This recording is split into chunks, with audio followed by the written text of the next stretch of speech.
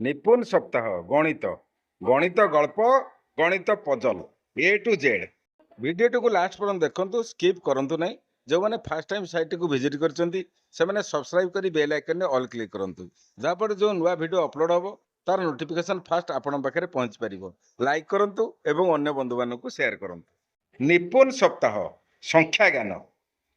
ନିପୁଣ ସପ୍ତାହରେ ସଂଖ୍ୟା ଜ୍ଞାନରେ ଯାହା ସବୁ କରାଯିବ, ସିରିଏଲ ନମ୍ବର 1 ଗ୍ରେଡ୍ ଶିଶୁ ବାଟିକା। ଏଲୋ ଆସିବ ପରିବେଶକୁ ପର୍ଯ୍ୟବେକ୍ଷଣ କରିବା ଓ ଅନ୍ୱେଷଣ କରିବା ପାଇଁ ସମସ୍ତ ଇନ୍ଦ୍ରିୟର ଉପଯୋଗ କରିବେ। 2ରେ ସୂର୍ଯ୍ୟ ଉଦୟ ସୂର୍ଯ୍ୟ ଅସ୍ତ ଓ ରାତି ମଧ୍ୟରେ ସମ୍ବନ୍ଧକୁ ଜାଣିବେ। 3ରେ ନିଜସ୍ୱ ବିଚାର ଆଗ୍ରହ ଅନୁସାରେ ନିଜର ଦାୟିତ୍ୱ ଓ ପସନ୍ଦ କରିବା।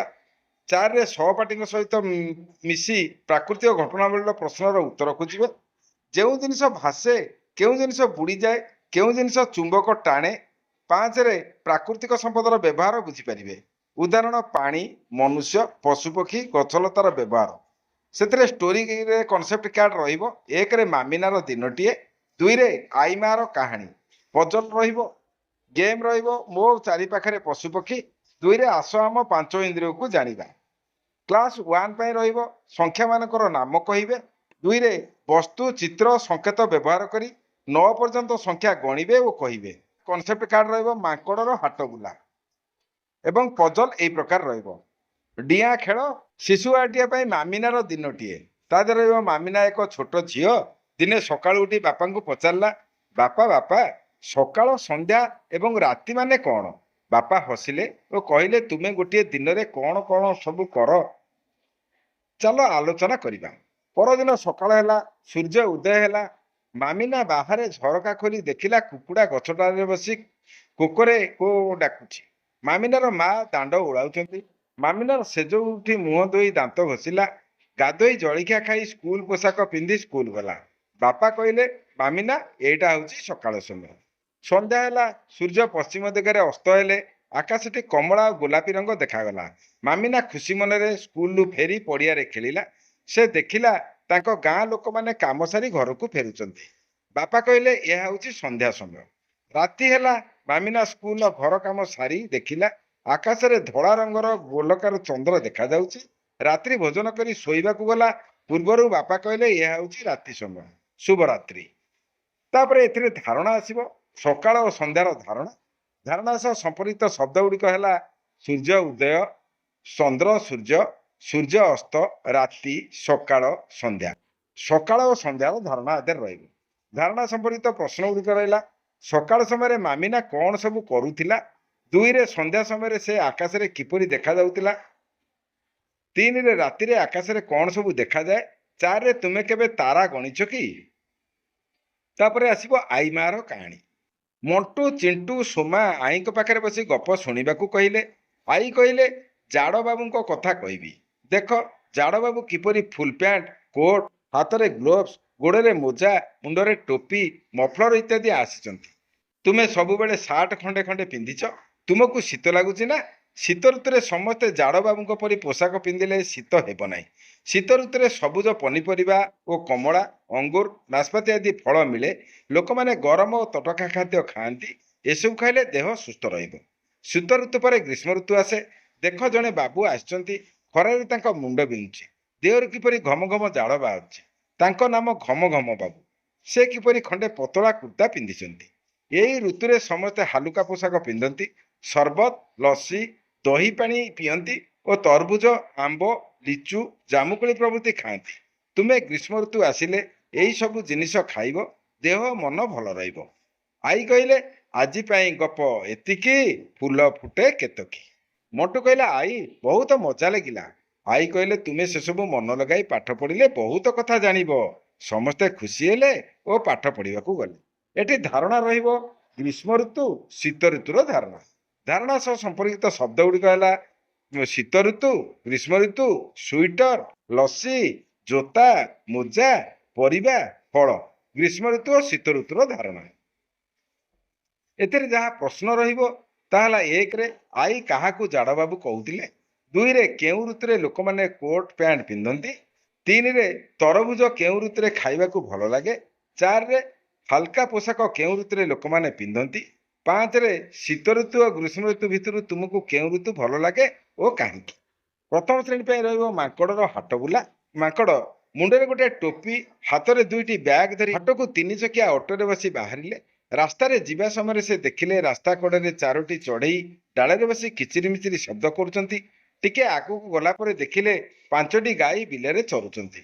ଆଉ ଟିକେ ଆଗକୁ ଲାଲ, ସବୁଜ, ଧଳା, ହଳଦିଆ ରଙ୍ଗର 6ଟି ବେଲୁନ ଧରି ଲୋକଟି ରାସ୍ତାରେ ଠିଆ ହୋଇଛି। ଶେଷରେ ହାଟକୁ ଯାଇ ଗୁଡୁ 7ଟି ମିଠେଇ, 8ଟି ଅଣ୍ଡା ଓ 9ଟି କଦଳୀ କିଣି ଖୁସିରେ ଘରକୁ ଫେରିଲା। ଏଠାରେ ଧାରଣା ରହିବ ସଂଖ୍ୟା ପରିଚୟ 1ରୁ 9। ଧାରଣା ସହ ସମ୍ପର୍କିତ ଶବ୍ଦ ଗୁଡ଼ିକ ହେଲା ଯାନବାହନ, ଫଳ, ପନିପରିବା, ସଂଖ୍ୟା, ରାସ୍ତାଘାଟ, ହାଟ ବଜାର, ରଙ୍ଗ। ସଂଖ୍ୟା ପରିଚୟ 1ରୁ 9 ମଧ୍ୟରେ ରହିବ। ଧାରଣା ହେଲା ସମ୍ପର୍କିତ ଶବ୍ଦ ଗୁଡ଼ିକ ସମ୍ପର୍କରେ ଯାହା ଧାରଣା। 1ରେ ଅଟୋର କେତୋଟି ଚକ, 2ରେ କେତୋଟି ବେଲୁନ ରାସ୍ତାରେ ଦେଖିଲା, 3ରେ ହାଟରେ ଯାଇ କେତୋଟି କଦଳୀ ଖାଇଲା, 4ରେ ତୁମ ହାତରେ କେତୋଟି ଆଙ୍ଗୁଠି ଅଛି ଗଣିକି କୁହ। ଏବେ ଆସିଲା ଅଜାଙ୍କ ମନ ବଦଳିଲା, ଯାହା ଦ୍ୱିତୀୟ ଶ୍ରେଣୀଙ୍କ ପାଇଁ। ତପନ ଅଜାଙ୍କ ବାଡ଼ିରେ ଲେମ୍ବୁ ଗଛଟିଏ ଅଛି। ଯେତେବେଳେ ଅଜା ଦେଖିଲେ ଯେ ଲେମ୍ବୁ ଗୁଡ଼ିକ ବଡ଼ ବଡ଼ ହୋଇ ଡାଳରୁ ଓହଳି ପଡୁଛି, ସେ ଖୁସିରେ ଯାଇ ଲେମ୍ବୁ ଗୁଡ଼ିକ ତୋଳି ଆଣିଲେ। ସେ ନିଜେ ଖାଇଲେ ଓ କେହି ମାଗିଲେ ବି ଦେଲେ। ଦିନେ ସେ ଚିନ୍ତା କଲେ, ଏତେ ଗୁଡ଼ାଏ ଲେମ୍ବୁ ଯଦି ମୁଁ ବଜାରରେ ବିକ୍ରି କରିବି, ତାହେଲେ ମୁଁ କିଛି ପଇସା ପାଇବି। ଦିନେ ସକାଳୁ ସେଇ ଲେମ୍ବୁକୁ ତୋଳିଲେ ଓ ଝୁଡ଼ିରେ ରଖି ଗଣି ଦେଖିଲେ ସେଥିରେ 23ଟି ଲେମ୍ବୁ ଅଛି। କିଛି ସମୟ ପରେ ଦେଖିଲେ ଆଉ ଲେମ୍ବୁ ତଳେ ପଡ଼ିଛି। ସେ ପୁଣି 16ଟି ଲେମ୍ବୁ ଗୋଟାଇ ଆଣିଲେ। ସବୁତକ ଲେମ୍ବୁକୁ ଏକଟି କରି ହାଟକୁ ନେଇଗଲେ। ସେଗୁଡ଼ିକ ବିକ୍ରି କରି କିଛି ପଇସା ପାଇଲେ। ଘରେ ବସି ରୋଜଗାର ହେବାର ଦେଖି ଅଜାଙ୍କ ମନ ବଦଳିଗଲା। ଅଜା ତାଙ୍କ ବାଡ଼ିରେ ସଜନା, ଅମୃତଭଣ୍ଡା, କଞ୍ଚାଲଙ୍କା, ବାଇଗଣ ଗଛ ଇତ୍ୟାଦି ଲଗାଇ ଖୁସି ହେଲେ। ଧାରଣା ରହିବ ଯୋଗର ଧାରଣା। ଧାରଣା ସମ୍ପର୍କିତ ଶବ୍ଦ ଗୁଡ଼ିକ ହେଲା ଯୋଗର ଧାରଣାରେ ଆଉ, ଯୋଗ, ସବୁତକ, 2 ଅଙ୍କ, ଏକାଠି ବା ଯୋଗଫଳ। ଧାରଣା ସମ୍ପର୍କିତ ପ୍ରଶ୍ନ ଗୁଡ଼ିକ ଆସିବ। 1ରେ ଅଜାଙ୍କ ବାଡ଼ିରେ କେଉଁ ଗଛ ଅଛି, 2ରେ ଅଜା ସକାଳେ କେତୋଟି ଲେମ୍ବୁ ଆଣିଥିଲେ, 3ରେ ଅଜା ସମୁଦାୟ କେତୋଟି ଲେମ୍ବୁ ଆଣିଥିଲେ, 4ରେ ଅଜାଙ୍କ ମନ କିପରି ବଦଳିଗଲା। ତାପରେ ଆସିବ ମାମୁଁ ଆସିଲେ କେତେ ମଜା। ରାଜୁ ତା ମାମୁଁକୁ ବହୁତ ଭଲ ପାଏ। ବିଦ୍ୟାଳୟ ଛୁଟି ହେଲେ ମାମୁଁ ଘର ଯିବ ବୋଲି ମାଆଙ୍କୁ କୁହେ। ସେଦିନ ରବିବାର ଥାଏ। ମାମୁଁ ଆସି ପହଞ୍ଚିଗଲେ। ରାଜୁର ଖୁସି କହିଲେ ନ ସରେ। ତାକୁ ଗପ ଶୁଣାଇ କେତେ ପାଠ କହିଦିଅନ୍ତି। ମାମୁଁ ଆସି ରାଜୁର ହାତକୁ ଆଣିଥିବା 2ଟି ମିଠା ପ୍ୟାକେଟ ବଢ଼ାଇ ଦେଲେ ଓ ରାଜୁରୁ ତାର ପାଠପଢ଼ା କଥା ପଚାରି ତା ସହିତ ଗପସପ କଲେ। ରାଜୁର ମନ ମିଠା ପ୍ୟାକେଟରେ। କେତେବେଳେ ଖୋଲି ଦେଖିବ ସେ ବ୍ୟସ୍ତ। ମାମୁଁ କହିଲେ, ରାଜୁ, ମୁଁ ତୋ ପାଇଁ ଆଣିଥିବା ମିଠା ପ୍ୟାକେଟ ଗୁଡ଼ିକୁ ଖୋଲି ଦେଖ। ମତେ କହ କେଉଁ ପ୍ୟାକେଟରେ କେତୋଟି ଅଛି। ଏ କଥା ଶୁଣି ରାଜୁ ଦୌଡ଼ି ଯାଇ ଦେଖି କହିଲା, ଗୋଟିଏ ପ୍ୟାକେଟରେ 24ଟି, ଆଉ ଗୋଟେ ପ୍ୟାକେଟରେ 10ଟି ଅଛି। ତାହେଲେ ମାମୁଁ କହିଲେ, ଏବେ କହ ସମୁଦାୟ କେତୋଟି ମିଠା ଅଛି। ରାଜୁ କହିଲା, 34ଟି ମିଠା ଅଛି। ମାମୁଁ ବହୁତ ଖୁସି ହେଲେ। ଏଠାରେ ରହିବ ଧାରଣା, ଯୋଗର ଧାରଣା, ଶୂନ ସହ ଯୋଗର ଧାରଣା। ଧାରଣା ସହ ସମ୍ପର୍କିତ ଶବ୍ଦ ଗୁଡ଼ିକ ହେଲା ମିଶି, ଯୋଗ, ସବୁତକ, ଶୂନ, ଯୋଗଫଳ। ଧାରଣା ସମ୍ପର୍କିତ ପ୍ରଶ୍ନ ଗୁଡ଼ିକ ହେଲା 1ରେ ମାମୁଁ ରାଜୁ ପାଇଁ କ'ଣ ଆଣିଥିଲେ, 2ରେ କେତୋଟି ମିଠା ପ୍ୟାକେଟ ଆଣିଥିଲେ, 3ରେ ରାଜୁ 2ଟି ପ୍ୟାକେଟରେ କେତୋଟି ଲେଖାଏଁ ମିଠା ଅଛି ବୋଲି କହିଲା, 4ରେ ରାଜୁ ସମୁଦାୟ କେତୋଟି ମିଠା ଥିଲା ବୋଲି କହିଲା। ଏବେ ଆସିବା ତୃତୀୟ ଶ୍ରେଣୀ, ପୂଜାରେ ମଜା। ବିଦ୍ୟାଳୟରେ ଗଣେଶ ପୂଜା ପାଇଁ ରାମବାବୁ ପିଲାମାନଙ୍କର ଫୁଲହାର ଭୋଗ ନେବା ପାଇଁ ଘରେ ବିଦ୍ୟାଳୟରେ ଗଣେଶ ପୂଜା ପାଇଁ ରାମବାବୁଙ୍କ ପିଲାମାନେ ଫୁଲହାର ଓ ଭୋଗ ନେବା ପାଇଁ ଘରେ କହିଲେ। ରାମବାବୁଙ୍କ ଝିଅ ରୀତା ଓ ସୁନିତା ଦୁହେଁ ପ୍ରଥମ ଶ୍ରେଣୀରେ ପଢ଼ନ୍ତି। ପୁଅ ଗୋଲକ ଦ୍ୱିତୀୟ ଶ୍ରେଣୀରେ ପଢ଼େ। ବାପା ସମସ୍ତଙ୍କ ପାଇଁ ନଡ଼ିଆ, କଦଳୀ ଇତ୍ୟାଦି ଭୋଗ ଆଣିଲେ ଓ ସମସ୍ତଙ୍କୁ କହିଲେ, ଆମ ବାଡ଼ିରେ ଥିବା ଫୁଲ ବଗିଚାକୁ ଯାଇ ଗେଣ୍ଡୁ ଫୁଲକୁ ତୋଳି ଆଣ। ମୁଁ ଫୁଲହାର ଗୁନ୍ଥି ଦେବି, ତୁମେ ପୂଜା ପାଇଁ ନେଇଯିବ। ସମସ୍ତେ ଯାଇ ବାଡ଼ିରୁ ଗେଣ୍ଡୁ ଫୁଲ ତୋଳି ଆଣିଲେ। ବାପା କହିଲେ, କିଏ କେତେ ଗେଣ୍ଡୁ ଫୁଲ ଆଣିଛ ନିଜେ ଗଣିକି କୁହ। ରୀତା କହିଲା, ମୁଁ 9ଟା ଆଣିଛି। ସୁନିତା ତା ଫୁଲକୁ ଗଣି କହିଲା, ବାପା, ମୁଁ ବି 9ଟା ଆଣିଛି। ଆଲୋକ କହିଲା, ମୋର ଫୁଲ ସଂଖ୍ୟା 20। ବାପା କହିଲେ, ଆଲୋକର ସବୁ ଫୁଲରେ ଗୋଟିଏ ହାର ଓ ତୁମ 2 ଜଣଙ୍କ ଫୁଲକୁ ମିଶାଇ ଗୋଟିଏ ହାର କରି ଦେଉଛି। ତୁମେ ନେଇ ସ୍କୁଲକୁ ଯାଅ। ସେମାନେ ସମସ୍ତେ ଫୁଲହାର ଓ ଭୋଗ ନେଇ ପୂଜା କରିବାକୁ ସ୍କୁଲକୁ ଗଲେ। ଏଠି ଧାରଣା ରହିବ ସଂଖ୍ୟା। ଧାରଣା ସହ ସମ୍ପର୍କିତ ଶବ୍ଦ ଗୁଡ଼ିକ ହେଲା ସଂଖ୍ୟା, ଯୋଗ, କମ୍, ସମାନ, ଦଶକ, ଏକକ, ବେଶୀ। ଧାରଣା ସମ୍ପର୍କିତ ପ୍ରଶ୍ନ ଗୁଡ଼ିକ ହେଲା 1ରେ ରାମବାବୁଙ୍କର କେତେ ଜଣ ପିଲା ପ୍ରଥମ ଶ୍ରେଣୀରେ ପଢ଼ୁଛନ୍ତି, 2ରେ ରୀତା କେତୋଟି ଗେଣ୍ଡୁ ଫୁଲ ତୋଳିଲା, 3 ରେ ଆଲୋକ ତୋଳିଥିବା ଫୁଲ ସଂଖ୍ୟା କେତେ? ରୀତା ଓ ସୁନିତା 2 ଜଣ ମିଶି କେତୋଟି ଫୁଲ ତୋଳିଥିଲେ? 5 ରାମବାବୁ କେତୋଟି ଫୁଲହାର ତିଆରି କଲେ? 6 ସେମାନଙ୍କ ମଧ୍ୟରୁ କିଏ ବେଶୀ ଫୁଲ ଆଣିଥିଲା? ତୃତୀୟ ପାଇଁ ଗଳ୍ପ ଆସିଲା ଦୁଇ ସାଙ୍ଗ।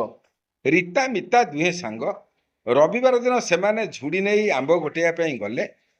ରୀତା ଥରକୁ 2ଟି ଆମ୍ବ, ମିତା ଥରକୁ 3ଟି ଆମ୍ବ ଆଣି ଝୁଡ଼ିରେ ରଖିଲେ। 2 ଜଣ 5 ଥର ଲେଖାଏଁ ରଖିଲା ପରେ ଝୁଡ଼ି ପୁରା ହୋଇଗଲା। ସେମାନେ ଆମ୍ବତକ ନେଇ ଘରକୁ ଆସିଲେ। ଘରେ ଖୁସିରେ ସବୁତକ ଗଣି ଦେଖିଲେ 25ଟି ଆମ୍ବ ହେଲା। ତାହେଲେ ରୀତା କହିଲା ମୁଁ 10ଟି ଆମ୍ବ ଗୋଟାଇଛି, ମିତା କହିଲା ମୁଁ 15ଟି ଆମ୍ବ ଗୋଟାଇଛି। ଏଠି ଧାରଣା ହେଲା ଗୁଣନଖନ୍ଦା। ଧାରଣା ସହ ସମ୍ପର୍କିତ ଶବ୍ଦ ଗୁଡ଼ିକ ହେଲା ଗୁଣନଖନ୍ଦାରେ ଗୁଣନ, ଥର, ମିଶି, ସବୁତକ, ଯୋଗ, ସଂଖ୍ୟା। ଧାରଣା ସମ୍ପର୍କିତ ପ୍ରଶ୍ନ ଗୁଡ଼ିକ ହେଲା ରୀତା ଥରକୁ କେତୋଟି ଆମ୍ବ ଗୋଟାଉଥିଲା? 2ରେ ମିତା ଥରକୁ କେତୋଟି ଆମ୍ବ ଗୋଟାଉଥିଲା? 3ରେ ରୀତା ଓ ମିତା ଦୁହେଁ କେତେ ଥର ଆମ୍ବ ଗୋଟାଇଥିଲେ? 4ରେ ରୀତା ଓ ମିତାର ଆମ୍ବ ମିଶି କେତେ? 5ରେ ରୀତା ଥରକୁ 2ଟି ଲେଖାଏଁ 5 ଥରରେ କେତୋଟି ଆମ୍ବ ଗୋଟାଉଥିଲା? 6ରେ ମିତା ଥରକୁ 3ଟି ଲେଖାଏଁ 6 ଥରରେ କେତୋଟି ଆମ୍ବ ଗୋଟାଉଥିଲା? ଏବେ ଆସିଲା ଗଣିତ ପଜଲ ଶିଶୁ ବାଟିକା ପାଇଁ। ଶିକ୍ଷକ ଶିକ୍ଷୟିତ୍ରୀ ଶିଶୁ ବାଟିକା ପିଲାମାନଙ୍କ ସହିତ ପଜଲ କାର୍ଯ୍ୟ କରିବେ। ଏହି କାର୍ଯ୍ୟ ପାଇଁ ଶିଶୁ ବାଟିକା ଓ ପ୍ରଥମ ଶ୍ରେଣୀ ପିଲା ସଂଖ୍ୟା ଅନୁସାରେ 4-6ଟି ପଜଲ ରଖିବେ। ଦଳ ମଧ୍ୟରେ ପଜଲକୁ ନେଇ ଠିକ୍ ସଜେଇବା ପାଇଁ ସୂଚନା ଦେବେ। ଶିକ୍ଷକ ଶିକ୍ଷୟିତ୍ରୀ ନିଜ ପାଖରେ ଥିବା ଚିତ୍ରଖଣ୍ଡ ଗୁଡ଼ିକୁ ବ୍ୟବହାର କରିବେ। ପ୍ରଥମ ଶ୍ରେଣୀ ପାଇଁ ଶିକ୍ଷକ ଶିକ୍ଷୟିତ୍ରୀ ପ୍ରଥମ ଶ୍ରେଣୀ ପିଲାଙ୍କ ପାଇଁ ପଜଲ କାର୍ଯ୍ୟ କରିବେ। ଏହି କାର୍ଯ୍ୟ ପାଇଁ ଡଟ୍ ସଂଖ୍ୟା ନିମ୍ନରେ ଯେମିତି ଦିଆଯାଇଛି ସେଇଭଳି ନେବାକୁ ପଡ଼ିବ। ଦ୍ୱିତୀୟ ଶ୍ରେଣୀ ପାଇଁ ହେଲା ଶିକ୍ଷକ ଶିକ୍ଷୟିତ୍ରୀ ଦ୍ୱିତୀୟ ଶ୍ରେଣୀ ପିଲାମାନଙ୍କ ପାଇଁ ପଜଲ କାର୍ଯ୍ୟ କରିବେ। ଏହି ଟେବୁଲରେ ଥିବା ହଳଦିଆ ରଙ୍ଗରେ ଥିବା ଶୂନ୍ୟ ସ୍ଥାନକୁ ପୂରଣ କରିବେ। ତୃତୀୟ ଶ୍ରେଣୀ ପାଇଁ ଆସ ସଂଖ୍ୟାର ଖେଳ ଖେଳିବା। ଏହି ଏକ ପ୍ରକାର ପଜଲ ରହିଥିବ। ପାର୍ଶ୍ୱସ୍ଥ ଟେବୁଲରେ ଥିବା କେତୋଟି କୋଠରୀରେ କିଛି ସଂଖ୍ୟା ଲେଖା ଅଛି ଏବଂ 4ଟି କୋଠରୀ ଖାଲି ଅଛି। ଖାଲି ଥିବା କୋଠରୀରେ 4, 8, 12, 16 ସଂଖ୍ୟାକୁ ଏପରି ସଜାଇ ଯେପରି ପ୍ରତ୍ୟେକ କ୍ରମରେ ଥିବା ଧାଡ଼ି, କୋଣ ଏବଂ ସ୍ତମ୍ଭର 3ଟି ସଂଖ୍ୟାକୁ ଯୋଗ କଲେ ଯୋଗଫଳ 30 ହେବ। ତେଣୁ ସେହି ପ୍ରକାର କରିବାକୁ ଦିଆଯିବ। ପିଲାମାନେ ସେହି ପ୍ରକାର କରିବେ। ଗଣିତ ଖେଳ ଶିଶୁ ବାଟିବା ପାଇଁ ମୋ ଚାରିପାଖର ପଶୁପକ୍ଷୀ। ଶିକ୍ଷକ ପିଲାମାନଙ୍କୁ ଗୋଲକାରରେ ବସାଇବେ, ନିଜେ ମଧ୍ୟ ବସିବେ। ଶିକ୍ଷକ ବିଭିନ୍ନ ପଶୁପକ୍ଷୀଙ୍କ ନାମ କହିବେ। ଶିକ୍ଷକ ଯଦି ପକ୍ଷୀଙ୍କ ନାମ କହିବେ ପିଲାମାନେ ପାଟି କରି କହିବେ ପକ୍ଷୀ, ଶୁଆ, ଉଡ୍। ଶିକ୍ଷକ ଯଦି ପଶୁ ନାମ କହିବେ ପିଲାମାନେ ଛିଡ଼ା ହୋଇ କହିବେ ଓ ତାଳି ମାରିବେ। ଶିକ୍ଷକ ସବୁ ପିଲାମାନଙ୍କର ଗତିବିଧିକୁ ନଜରରେ ରଖିବେ। ଏହିପରି ଖେଳଟିଏ କରାଯାଇପାରିବ। ଆସ ଆମ 5 ଇନ୍ଦ୍ରିୟକୁ ଜାଣିବା। ଶିକ୍ଷକ 5ଟି ଫ୍ଲାସ୍ କାର୍ଡ଼ ପ୍ରସ୍ତୁତ କରିବେ। ସେଗୁଡ଼ିକରେ 5ଟି ଇନ୍ଦ୍ରିୟର ଅଲଗା ଅଲଗା ଚିତ୍ର ଥିବ। କାନ, ନାକ, ପାଟି, ଆଖି, ଜିଭ। ପିଲାମାନେ ଜଣେ ଜଣେ ଇନ୍ଦ୍ରିୟ ଗୁଡ଼ିକର ନାମ କହିବେ। ଶିକ୍ଷକ ପ୍ରତ୍ୟେକଙ୍କୁ ଗୋଟିଏ ଫ୍ଲାସ୍ କାର୍ଡ଼ ଦେଖାଇବେ ଏବଂ ଇନ୍ଦ୍ରିୟର ନାମ କହିବା ପରେ ସେହି ଇନ୍ଦ୍ରିୟ ଉପରେ ଗୋଟିଏ ବାକ୍ୟ କହିବା ପାଇଁ କହିବେ। ଏହିପରି ସମସ୍ତ ଫ୍ଲାସ୍ କାର୍ଡ଼ ଦେଖାଇବେ। ଇନ୍ଦ୍ରିୟ ଚିହ୍ନଟ କରାଇବେ ଓ ଗୋଟାଏ ଲେଖେ ବାକ୍ୟ କହିବା ପାଇଁ କହିବେ। ଶିକ୍ଷକ ଅନୁଧ୍ୟାନ କରିବେ ଓ ନିଶ୍ଚିତ କରିବେ ଯେ ଯେପରି ବାକ୍ୟ ଗୁଡ଼ିକ ରିପିଟିସନ୍ ହେବ ନାହିଁ। ପ୍ରଥମ ଶ୍ରେଣୀ ପାଇଁ ଚାଲ ଗଣି ଶିଖିବା ବା ସଂଖ୍ୟା ଡିଆଁ ଖେଳ।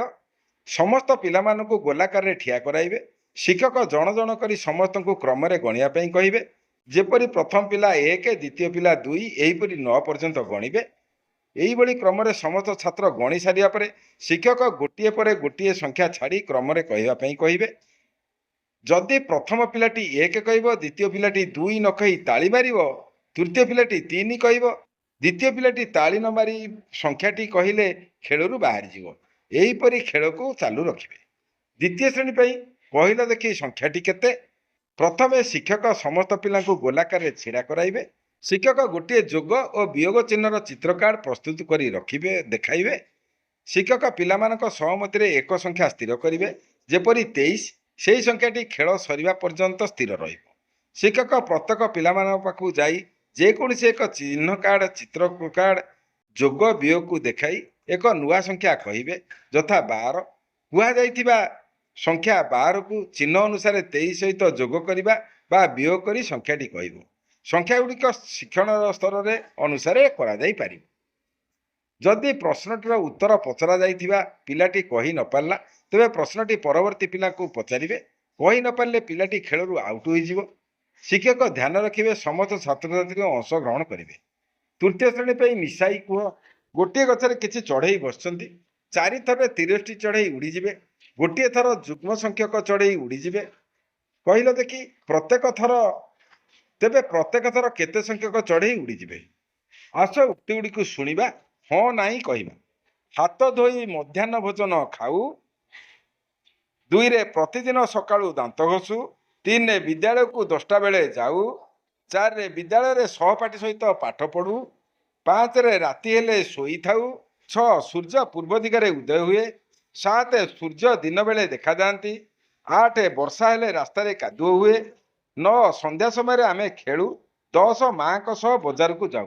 ଭିଡିଓଟିକୁ ଲାଷ୍ଟ ପର୍ଯ୍ୟନ୍ତ ଦେଖିଥିବାରୁ ଆପଣଙ୍କୁ ଅଶେଷ ଅଶେଷ ଧନ୍ୟବାଦ।